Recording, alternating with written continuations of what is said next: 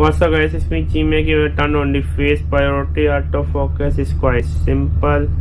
Yes, you heard me right. Go to menu. Once are you at the menu, okay,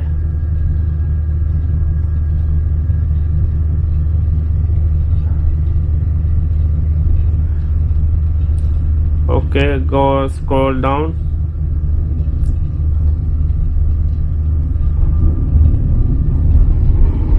Go up.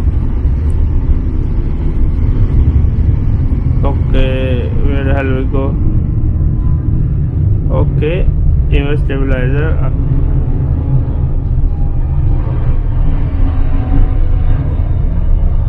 Yeah, go down to the third icon, click the face priority,